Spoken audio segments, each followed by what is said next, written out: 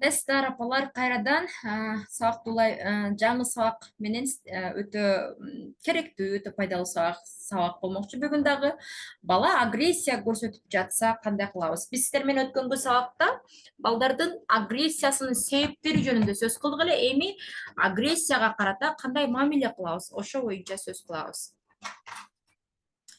Көпчүлүк апалдар ошол балдарынын агрессия көрсөтүп, өзүн ата энесине каршы сүйлөп аткандыгын, бир туугандары менен чатаксыздашып аткандыгы жөнүндө айтышат. Негизинен негативный эмоция, агрессия бул норма. Айрыкча өзгөчө өспүрүм курактагы балдар үчүн. Өспүрүм курактагы балдар бул гормоналдык жактан өтө баягы өзгөрүү учуру 14-15 жаш өтө баягы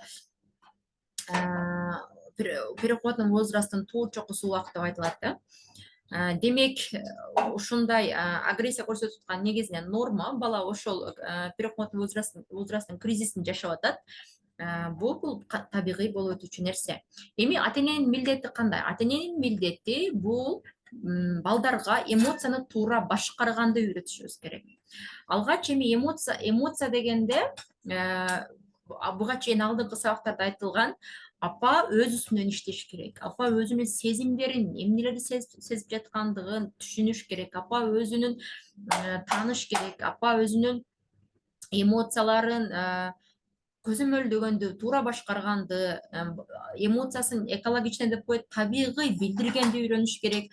Апа өзүнүн үстүнөн иштей алганда гана балдарына эмоцияны туура башкарганды үйрөтөт. Мындайча айтканда, эмоционалдык интеллект өтө маанилүү бул жердечи. Башкача айтканда, биз көчөдөн кандай деп билсек, көчөдөн бир кошунабызга ачууланып келип, анан ага мисалы үчүн жаман сөз айтып кое турган болсо, унчукпай калып, анан үйгө келип алып ошол сөздү анализдеп жинибиз келип, ал жинибизди баладан чыгарып жүрө турган болсок, биз өзүбүздүн сезимдерибизди даана ажырата албагандык жана эмоционалдык жактан өзүбүздү туура башкарбагандык жана осознанный эмес абалды да билдирет.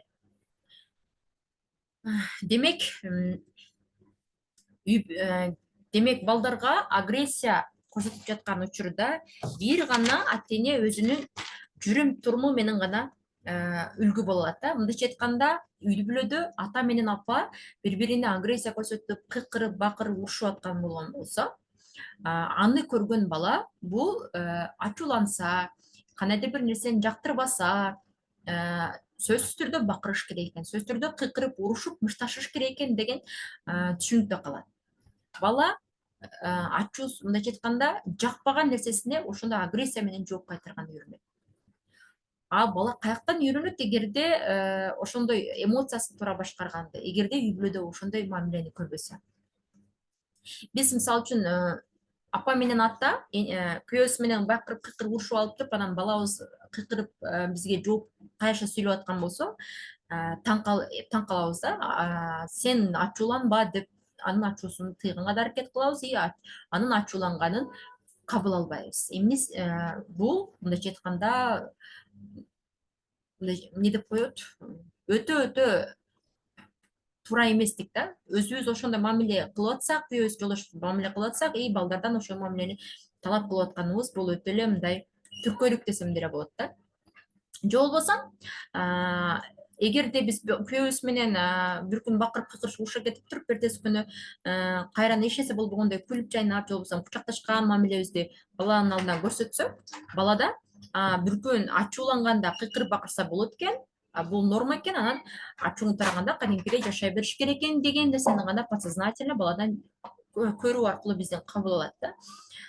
Демек, биз балага негативдүү эмоция, кыкырган, бакырган, ачууланган, өрөлөнгөн, жаман сөз сүйлөбөгөн тарбияны, адатты калыптагыбыз келсе, анда өзүбүз ошол нерсени балага көрсөтүп гана үйрөтө алабыз.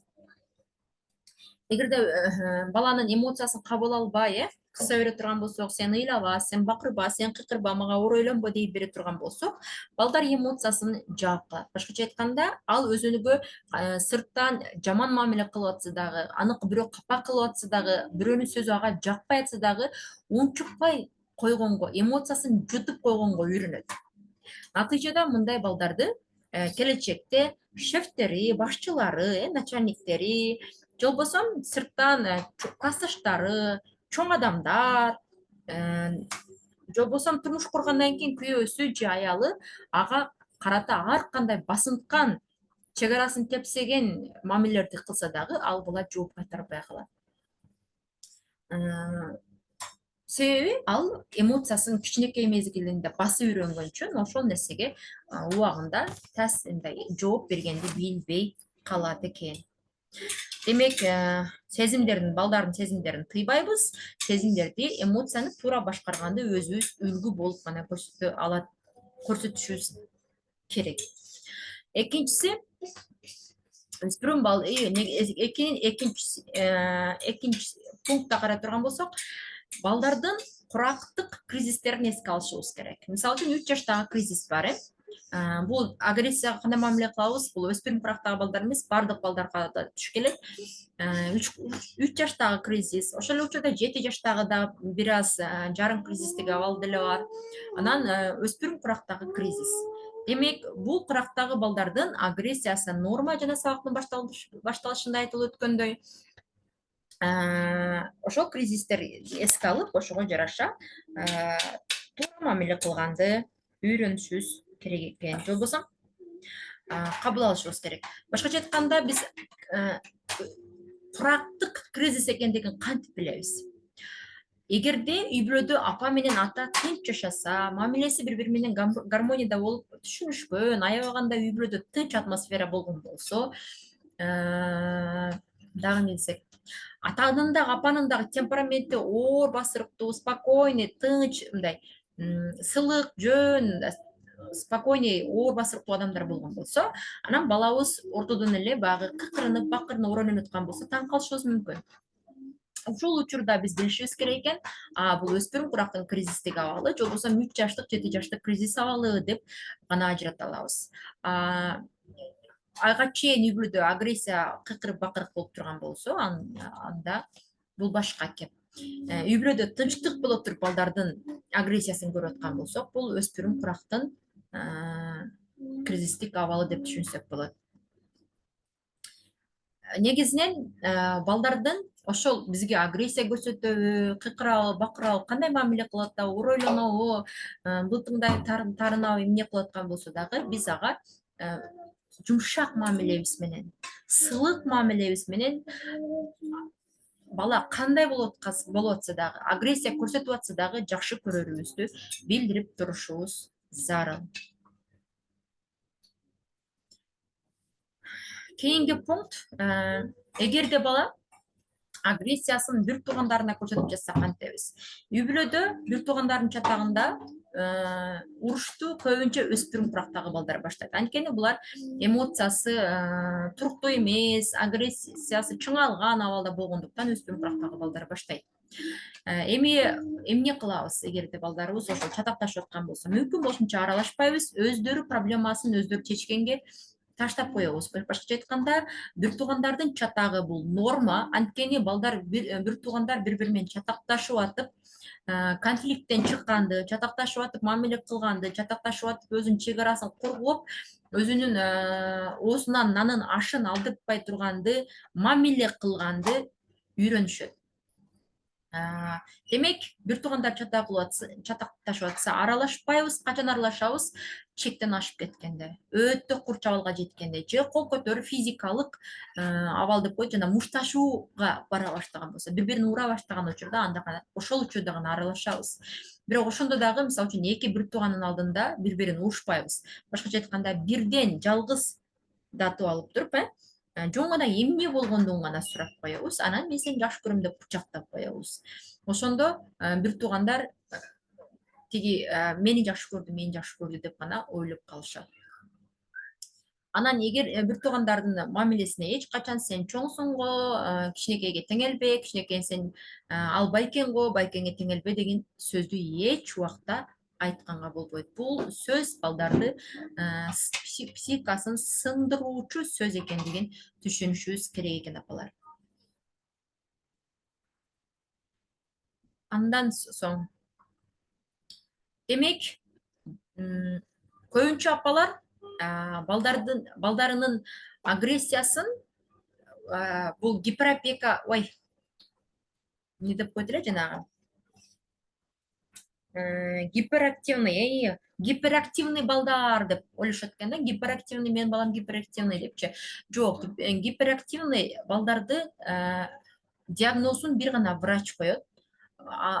Биз эч качан балдарыбыз тынчы жок болгондугу үчүн биз гиперактивный деп айтканга болбойт. Агрессия көбүнчө энергиясы ашып ташкандан да болот экен. Башкача айтканда, бала жаш өспөнүгүп жатат, ал ушунчалык кыймылга, жашоону үйрөнүүгө даяр болгондуктан, энергиясы ашып ташып тургандыктан, ошол энергиясы сарпталбаса дагы, иштетилбесе дагы агрессия көрсөтөт экен. Демек, балабыз үйдө кыкырып, ызы чуу салып аткан болсо, демек ал энергиясы аябагандай көп. Аны туура жакка бурабыз. Кандай кылып туура жакка бурабыз? Көбүнчө өспүрүм курактагы балдарды сөзсүз түрдө спорт менен машыкташыбыз керек, спортко беришибиз керек экен. Спортко барган балдар, айрыкча өспүрүм курактагы балдарда жыныстык жактан жетилүү болуп аткандыктан, булардын ичиндеги ар кандай бук болуу, ошондой, кандай десек, ар кандай эмоциялар чыңалат. Ошол бүт чыңалууларды спорт менен жеңилдеп алганга, тазаланып алганга, чыгарып алганга мүмкүнчүлүк болот. Кичинекей балдарды дагы спорт менен машыктырган болсок, ошол ашыкча энергиясын туура жакка колдонгон болуп саналат. Же болбосо ар кандай оюндар менен эме кылсак болот экен. Кантип, мисалы, ошо спорттук оюндарды уюштурабыз. Же болбосо бир туугандарды, мисалы, ашыкча энергиясы менен бири менен мушташып урушуп аткан балдарды мындай оюндарды ойносок болот экен да. Мына интернеттен кандай десем, интернеттен карап көрсөңүздөр да аябагандай оюндар көп. Аманашевилин китебинде бир туугандарга дейт, атайын бир чек таштап, кагазга жазып туруп, чек таштап, бир туугандардын аттарын жазат, бирок эч кимисине билбейт. Мисалы үчүн Азамат деген балабызга Айзат деген кызыбыздын аты түшүп келген болсо, Айзат бири-бирин айтышпайт дагы, бир туугандар бири-бирин айтпастан бири-бирине жардам кылат. Же белек берет, же болбосо сабактарын аткарышка жардам берет, жумуштарын, өзүнүн милдеттерин, мисалы үчүн кызыңыздын өзүнүн жумуштары бар, балаңыздын өзүнүн жумуштары бар, ошол жумуштарын бүткөрүүгө, жардамдашууга жардам берет. Дагы кандай, мисалы үчүн ар бир балаңызга мороженое сыяктуу таттууларды берген болсоңуз, өзүнүнкүн тиги бир тууганына бөлүшөт. Кандай болбосун, сиз бир тууган балдарыңызга ошондой чек таштатып, ортодо 3 балаңыз болобу, 5 балаңыз болобу, чек таштатып туруп, эч кимисине бири-бирин айтпайт, сюрприз кылат, ошо бири-бирине жардам кылып, анан апасына отчет берип, кечинде отчет кылганда, ошол оюнду аткаргандыгы үчүн сиз дагы балаңызга белек берсеңиз болот да. Башкача айтканда, жөндөн эле берүүчү таттууларды, жөндөн берүүчү мороженеларды ошол оюнду эрежесин сактагандыгы үчүн сыйлык катарында берсеңиз аябагандай кызыктуу болот. Мисалы үчүн кызыңыз келип, апа, мен ушул Асан байкеме туш келди эле, Асан байкеме билдирбей, мен анын ботинкасын тазалап койдум, же болбосо дагы эмне, кийимдерин щеткалап койдум. Асан байкем сүйүнүп калды, бирок ал оюндун жардам берип атканымды билген жок деп сизге кубанып келген болсо, сиз ага мороженое менен, же болбосо дагы башка бир нерсе менен сыйлап койсоңуз болот. Ушул сыяктуу ар кандай бир туугандарды ынтымакка чакыруучу, кызыктуу, бири-бирине жардам берүүчү оюндар менен аларды ынтымакка чакырып алсаңыз да болот экен, жана ашыкча энергияларын оюндарга, туура жакка бурганга мүмкүнчүлүк, бурганга аракет кылганыбыз жакшы. Жагын өзүнчө сактап коюн.